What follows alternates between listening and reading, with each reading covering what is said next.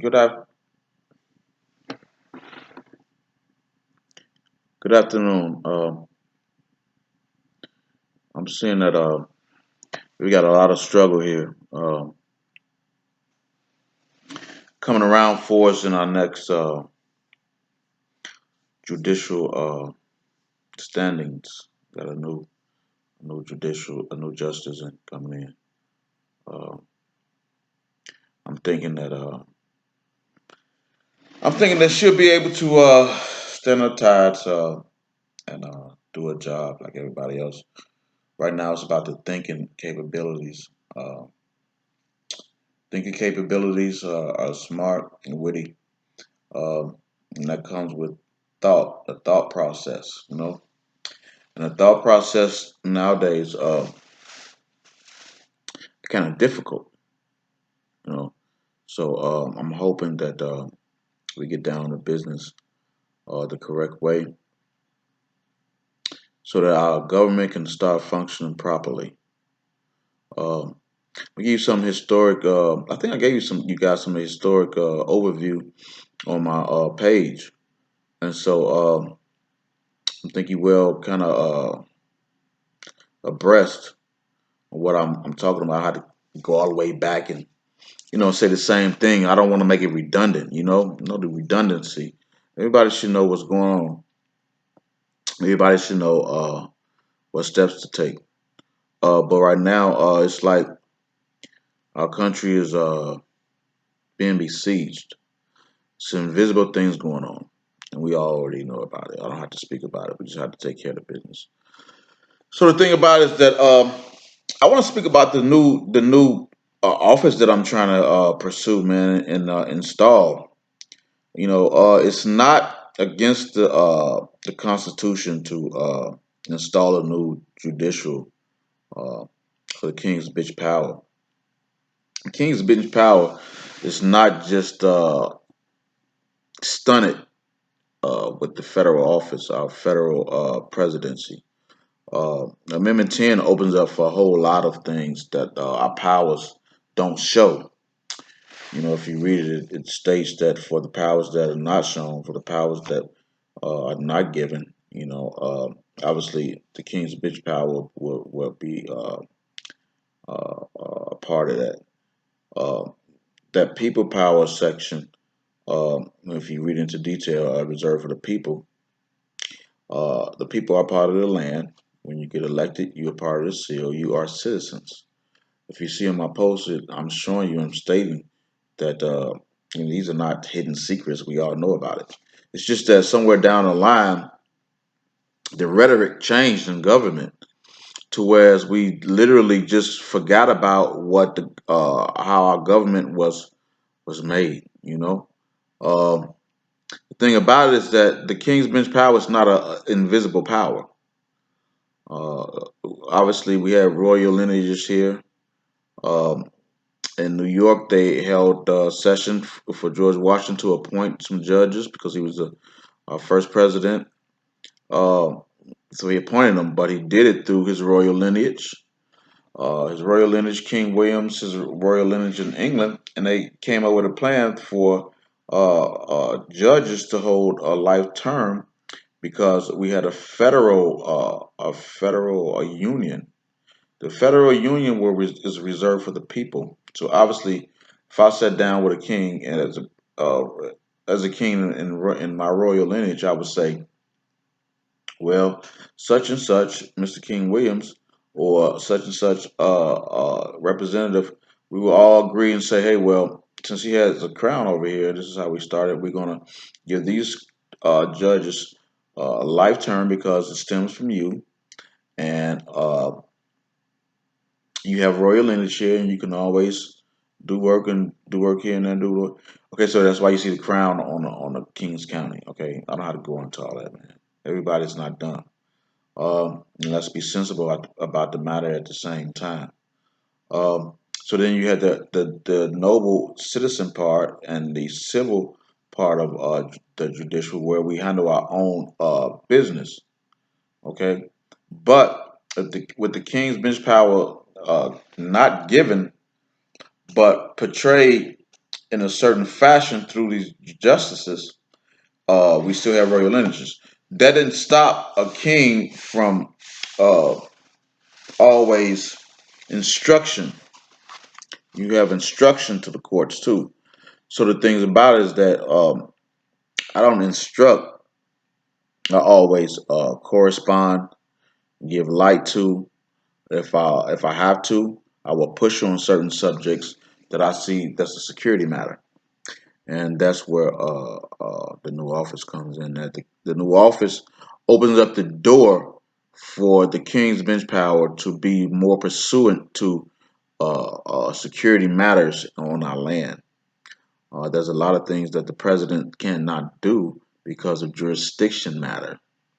Jurisdiction matter concerns different states, governors, that their own constitution.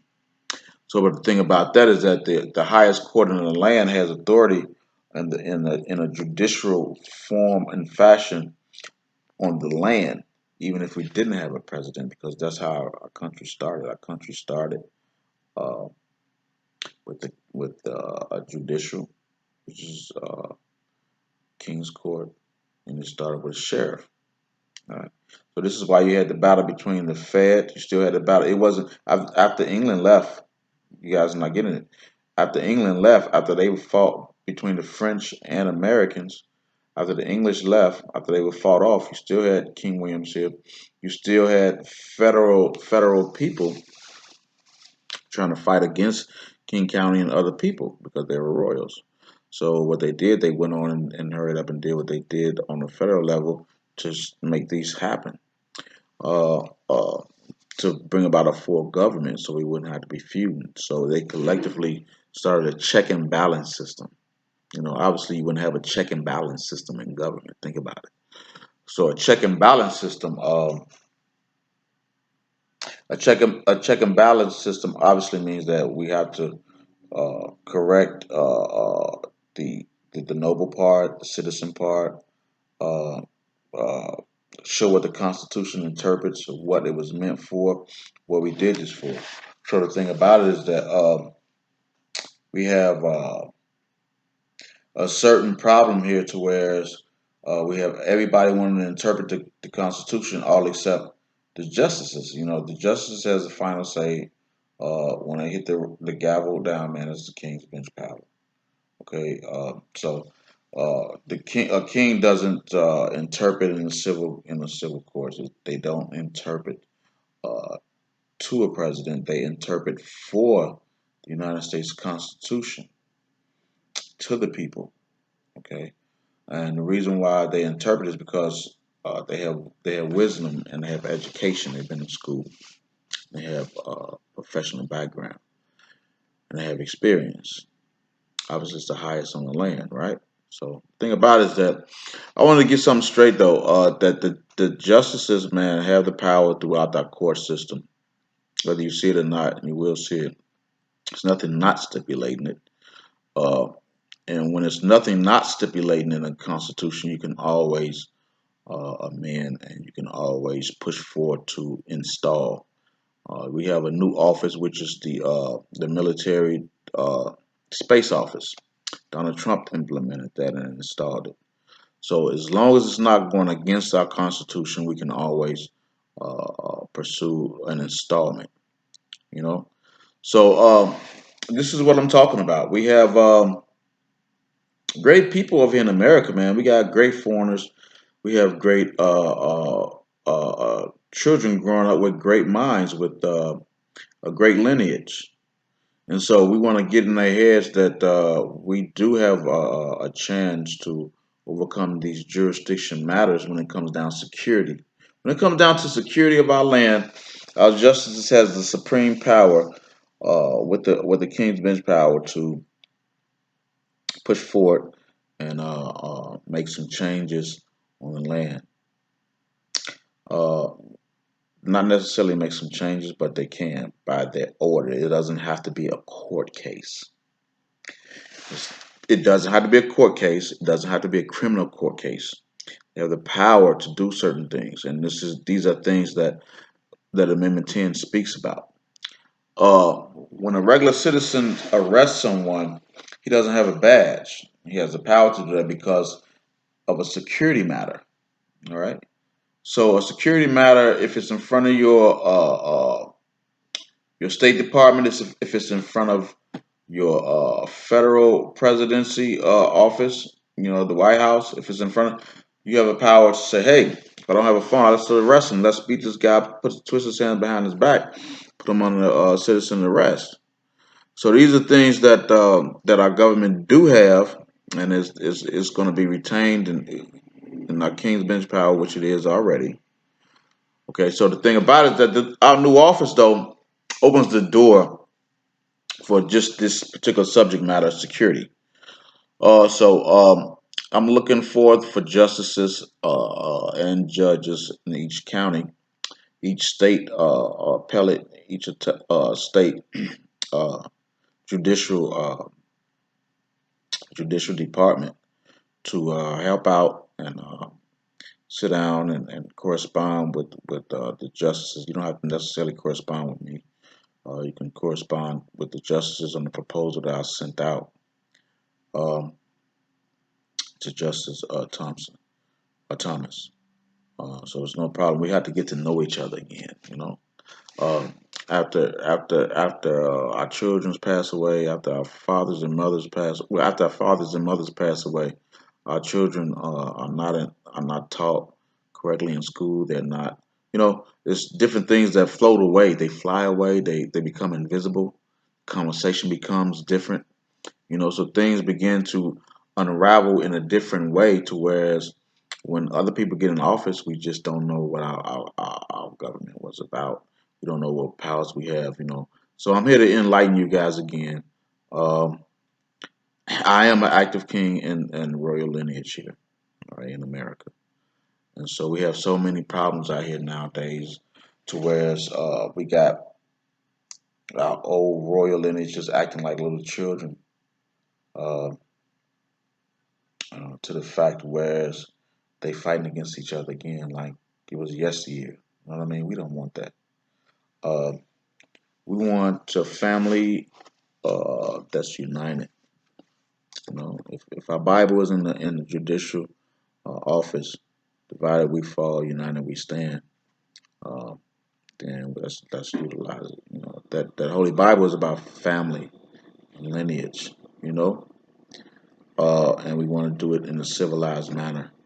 I've instructed proposed and commented about the justices speaking to other counties, other judicial districts about about uh, utilizing the King's bench petition in a more favorable security type manner by placing their signatures on there, and if something is wrong with the land, being able to utilize the King's bench uh, the King's King's bench power petition to say, hey, Illinois or Virginia or uh, other states, California, Texas, hey, we got a problem down there on the land. I would like to go through your courts and send a county judge, a county officer down there and go in there and take care of the matter. If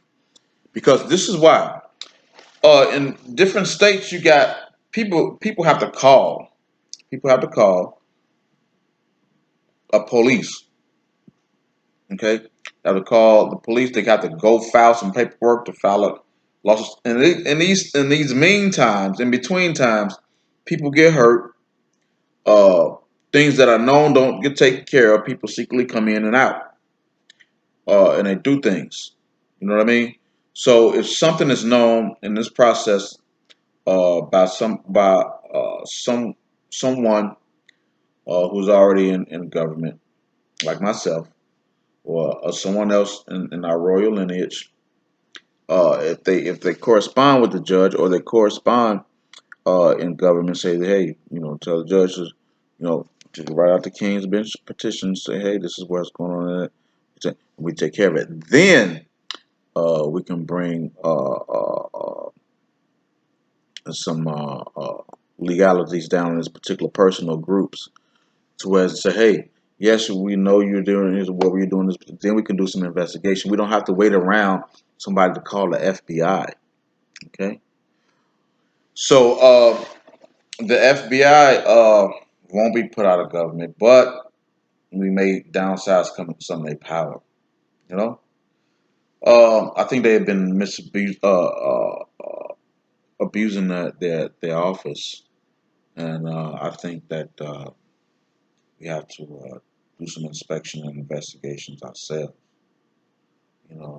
With the Senate on that though. Yes, the King's bench power holds a whole lot, and it's not just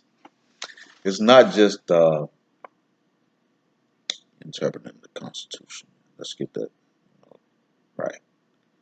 And especially the way our government was formed. Our government was formed by a king and county sheriff, and then we went on to the Constitution. You know, then we went on to build the White House and everything. After we got everything down to play how our family was going to be, and it wasn't just Caucasians. I don't even want to bring up that we had many people over here, right? We had many people being a part of, uh, even from Africa. So the thing about it is that we have all kind of people here now, and I just hope they know what this government was all about and what we plan on pursuing, and we're going to be speaking with um, on the land on the royal lineage part of the subject matter. All right, I'm going to stay in contact with the judicial. I don't too much talk to the president again, but only the judicial and the legal. Always keep my ear out here. Always talk to investigations sometime. I often send them notes and chats and stuff like that. Uh, Try to get things done until this office is done. But until then, the king's bench power can be utilized, including the king's petition can be utilized. They don't have to check that out. They're the highest courts in the land. They have county officers and federal officers. All right, and they don't need to always get with the Constitution to see. As long as in their head, they know it's not. 9 times out of 10, a justice or a judge knows that what's Constitution and not Constitution. Sometimes things are just formality, just because of your rights, of a citizen's rights. You know what I mean? So you don't have to be in front of a audience. A justice doesn't have to be in front of an audience to say something is Constitution and not Constitution. Okay, and you can forget about bringing a lawsuit on the justices and stuff like that. Uh, so the thing about it is that we're gonna get it together. I'm just hoping that everybody fall into play. All right, I'm not feeling too healthy. We got so much stuff going on, man. We just need to get down to business. So, okay, my name is King Theron Preston, Washington. Hopefully, this video helps you out a little bit. Next time, I'm gonna be talking about political, judicial, and youth. All right, our youth is a big thing, man, in our political system and judicial. We need more judges. We need help. We need them healthy. We don't need them, drained out. All right. Um, Congratulations to the new justice, Justice Amy Coney, and hopefully she'll be doing great in the installation. All right. Hopefully the King's Bench gavel will be used by Justice Thomas for the first of the next president. Gotta have that gavel out there, all right? Because we may be doing that office, so we gotta have that gavel out there. All right. Thank you, King Theron Preston, Washington. I'll be talking to you again. Thank you.